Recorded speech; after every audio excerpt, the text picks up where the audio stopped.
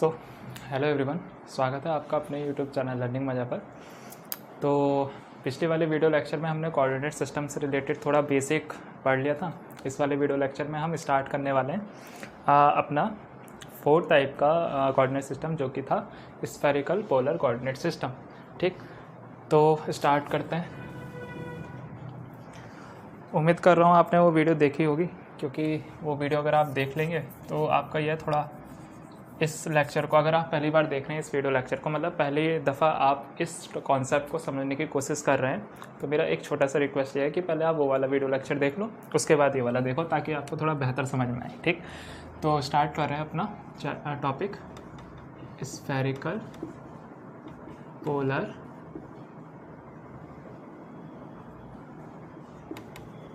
Coordinate system. आज writing भी बहुत सही सही आ रही है, तो जहाँ तक है आपको समझ में भी बढ़िया आएगा ना। चलो, हाँ, तो स्फेरिकल पोलर कोऑर्डिनेट सिस्टम हमें समझना है। तो स्फेरिकल पोलर कोऑर्डिनेट सिस्टम से पहले मैं आपको एक छोटा सा एक चीज़ ध्यान दिलाना चाहता हूँ कि जब हमने रेक्टेंगुलर कार्टेशियन कोऑर्डिनेट सिस्टम पढ़ा था, तो उसमें हमने कितनी एक्सिस देखी थी? 3 एक्सिस, जो कि म्यूचुअली कैसी होती थी? परपेंडिकुलर। ठीक, जिसमें से एक एक्सिस होती थी हमारा एक्स एक्सिस, एक होती थी वाई एक्सिस और एक होती थी जी एक्सिस। जेड को जी बोलते हैं, ठीक है, तो जी एक्सिस। तीनों ही म्यूचुअली परपेंडिकुलर होते हैं। चलो ठीक है, कोई दिक्कत नहीं। अब हर एक्सिस के अलोंग एक यूनिट वेक्टर का रिप्रेजेंटेशन भी था, जैसे कि एक्स एक्सिस के अलोंग यूनिट वेक्टर का रिप्रेजेंटेशन आई कैप, वाई एक्सिस के अलोंग यूनिट वेक्टर का representation J cap and Z axis के अलोंग के कैप। सेम कहानी यहाँ चलेगी कि जो एक्स एक्सिस होगा उसके करस्पॉन्डिंग एक यूनिट वेक्टर होगा, वाई एक्सिस जो होगा उसके करस्पॉन्डिंग एक यूनिट वेक्टर होगा और जेड एक्सिस के अलोंग एक यूनिट वेक्टर होगा। ठीक है, लेकिन यहाँ के ये जो यूनिट वेक्टर है वो थोड़े डिफरेंट हो जाते हैं, क्योंकि ये जो कोऑर्डिनेट सिस्टम है ये अलग टाइप का कोऑर्डिनेट सिस्टम है, जिसे हम बोलते हैं स्फेरिकल पोलर कोऑर्डिनेट सिस्टम। नाम से ही पता चल रहा है कि स्फेरिकल है, यानी कि ये थोड़ा स्फीयर्स के शेप से डिफाइन होगा। तो चलिए ठीक, स्टार्ट करते हैं। देखिए, मान लीजिए क्या, एक स्फेयर है, ठीक है, ये एक स्फेयर है,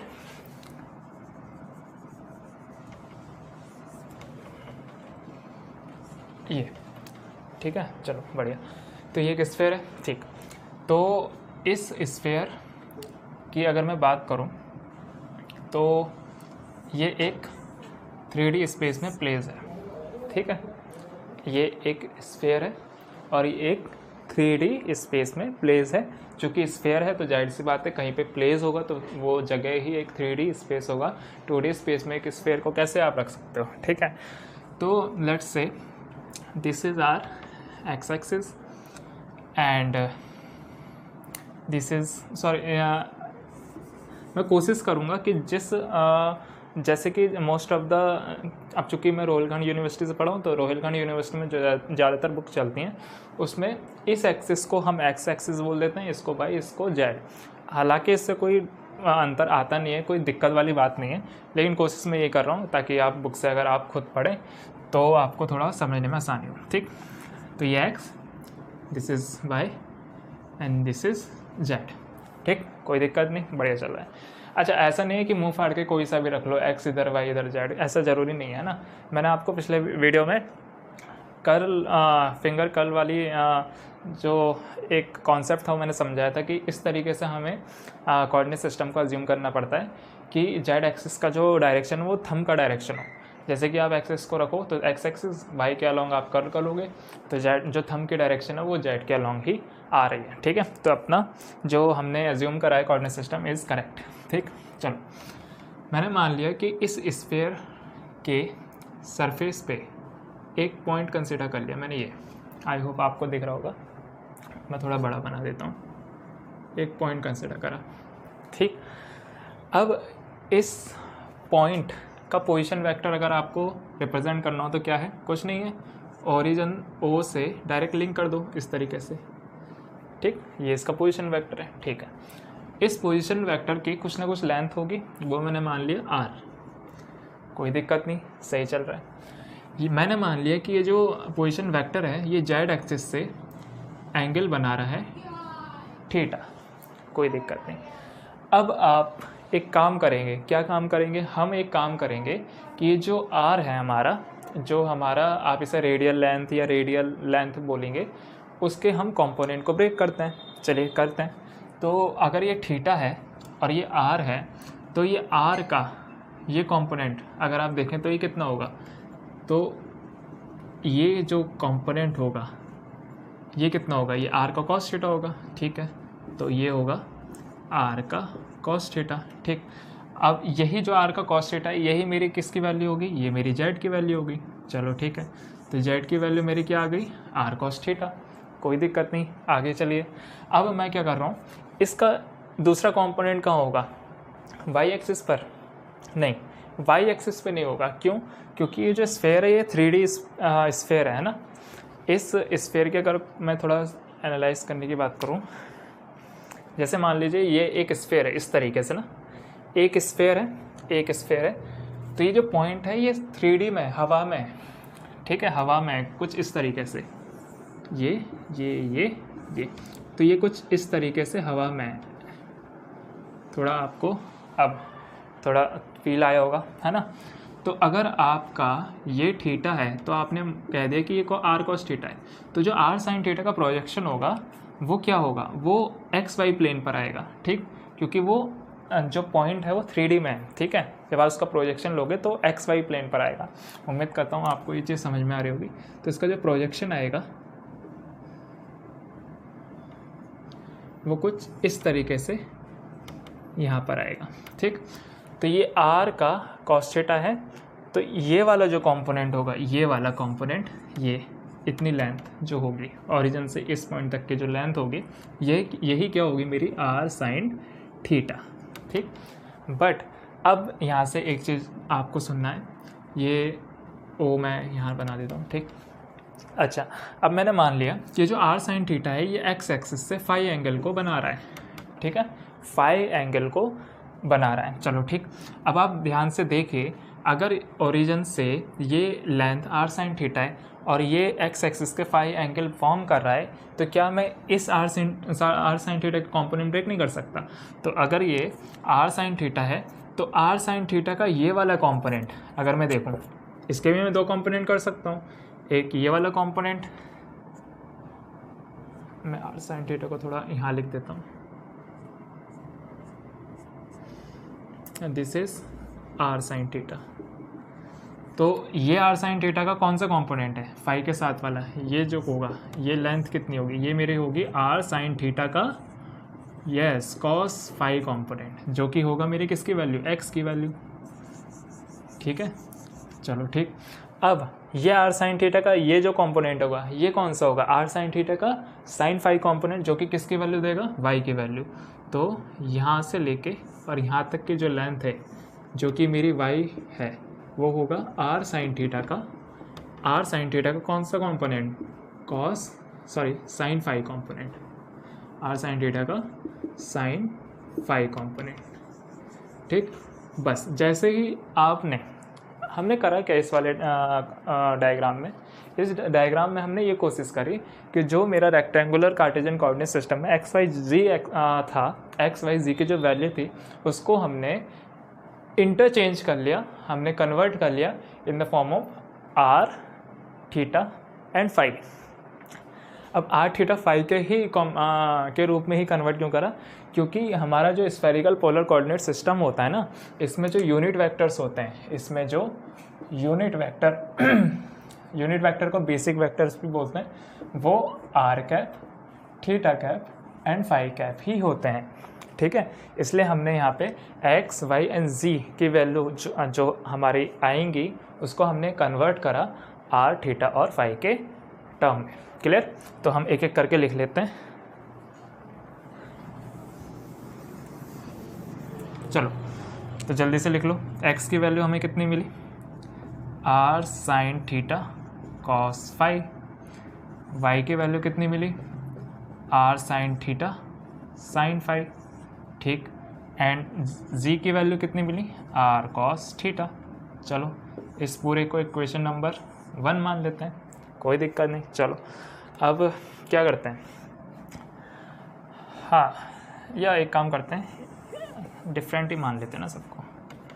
this is equation number 1, this is equation number 2 and this is equation number 3। ठीक, यहाँ पे अब इनकी लिमिटेशन देख लेते हैं, रेंज देख लेते हैं, रेंज भी हाथों हाथ देख लेते हैं क्या रेंज होती है इनकी। तो आर की जो रेंज होती है वो हमारी जाती है 0 से लेके इनफाइनाइट, 0 से इनफाइनाइट। ठीक है, आर की रेंज।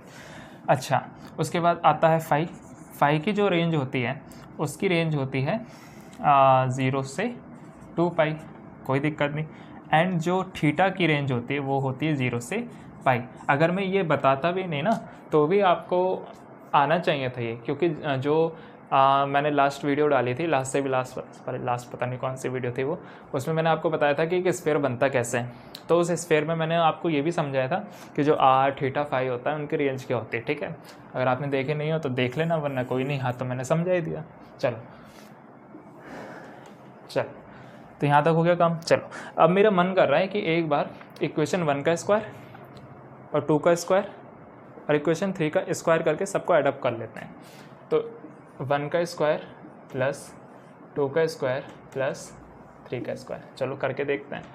तो x square plus Y square plus ji square is equals to r sine theta cos phi का square plus r sine theta sine phi का square plus r cos theta का square. चलो solve कर लो। X square Y square ji square is equals to this is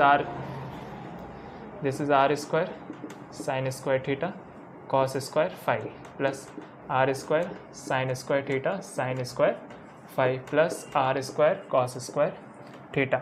अब एक काम करते हैं ना, इसमें भी R square sine square theta, R square sine square theta common कर लोगे। ठीक है, तो अंदर कितना बचेगा, कॉस स्क्वायर फाई बचा यहाँ से, और यहाँ बचा साइन स्क्वायर फाई, ये देखो ये और ये, और यहाँ पे बचा R square cos square theta. इसकी वैल्यू तो 1 हो गई, पढ़ा है आपने, है ना। तो अब यहाँ पे r square sine square theta plus r square cos square theta बराबर में चल रहा है x square plus Y square plus जी स्क्वायर। अभी भी आप देखें तो आर स्क्वायर कॉमन आ रहा है, अंदर बचेगा sine square plus cos square theta, उसकी भी वैल्यू 1 हो जाएगी। तो ओवरऑल जो हमारा रिजल्ट मिला वो कितना मिला, X square Y square ji square is equal to R square. या और करके आप इसे इस तरीके से भी लिख सकते हैं कि R is the root of X square Y square and Z square, जो कि रेक्टेंगुलर कार्टेशियन कोऑर्डिनेट सिस्टम में भी यही आया था। ठीक है, तो सिस्टम चेंज हो सकता है लेकिन जो रिज़ल्ट है वो तो वही रहेगा ना, है ना। तो आर की वैल्यू सेम एज वही निकल के आई है जो हमने फाइंड आउट करी थी इन रेक्टेंगुलर कार्टेशियन कोऑर्डिनेट सिस्टम। ठीक, इतना नोट कर लो आप। चलो अब हाँ ठीक है, तो यहाँ तक हमने क्या पता लगाया, यहाँ तक हमने ये पता लगा लिया कि साइड में नोट कर लेते हैं हम। सबसे पहले हमने एक्स वाई जी की वैल्यू निकाली, उनका रेंज देखा कि आर का रेंज कितना जाता है फाई का और थीटा का, और सबसे पहला रिजल्ट स्फेरिकल कोऑर्डिनेट में हमने लगाया कि आर स्क्वायर, जो आर की वैल्यू होती है वो under root of X square plus Y square plus ji square के बराबर होती है। ठीक है, अब देखिए अगर क्वेश्चन आपको दे दिया जाए, इक्वेशन दे दी जाए एक्स की value in the terms of are theta phi, similarly value of Y and Z in terms of are theta phi, अगर गिवन आउट है और आपसे पूछा जाए कि फाई पता लगाओ कितना है या थीटा पता लगाओ कितना है, तो कैसे पता लगाते हैं। तो इक्वेशन 1 से एक काम करते हैं, इक्वेशन 2 से इक्वेशन 2 को डिवाइड कर दो एक बार इक्वेशन 1 से, देखते हैं क्या रिजल्ट आता है। तो इक्वेशन 2 को ऊपर लिखेंगे, इक्वेशन 1 को नीचे, इक्वेशन 2 को ऊपर, इक्वेशन 1 को नीचे। ठीक है, चलो आर साइन थीटा से आर साइन थीटा चला गया। ठीक है, यहाँ कितना बचेगा, sine phi upon cos phi, tan phi, तो टेन फाई को मैं इधर लिख देता हूँ ना, tan phi is equals to y upon x. तो यहाँ से फाई की वैल्यू कितनी आई, tan inverse y upon x. ठीक है, तो एक रिजल्ट हमें ये भी मिला। ठीक है, नोट डाउन कर लेते हैं कि अगर मुझे फाई पता लगाना हो तो मुझे टेन इनवर्स करना है और y की वैल्यू अपॉन डिवाइड में कर लेना है x की वैल्यू, इससे मुझे 5 पता लगेगा। ठीक, अच्छा यूज फ्रॉम इक्वेशन 3, अगर आप देखो फ्रॉम इक्वेशन 3 मुझे क्या पता है कि z equals to R cos theta, तो अगर थीटा निकालना है तो मैं क्या करूँगा, cos inverse z by R कर दूंगा, है ना। तो थीटा मैं कैसे फाइंड आउट कर सकता हूँ कि जो मेरी z की वैल्यू है उसको डिवाइड कर दूंगा r से और उसके साथ कॉस इनवर्स का यूज़ करके मुझे थीटा मिल जाएगा। ठीक है, चलो तो ये हो गया हमारा तीसरा फॉर्मूला। चलो तो ये था हमारा आज का छोटा सा वीडियो ना, ज़्यादा लंबा नहीं रखेंगे। ठीक है, ज़्यादा लंबा नहीं रखने वाले वीडियो, छोटे छोटे लेक्चर बनाते जाएंगे, समझते जाएंगे, बनाते जाएंगे, समझते जाएंगे। तो फिलहाल वीडियो में इतना ही था। वीडियो को पूरा देखने के लिए आपका बहुत बहुत धन्यवाद। उम्मीद करता हूँ आपको चीज़ें समझ में आई होंगी, और पढ़ते जाइए, समझते जाइए और नाम रोशन करते जाइए, है ना। चलो ठीक है, बाय।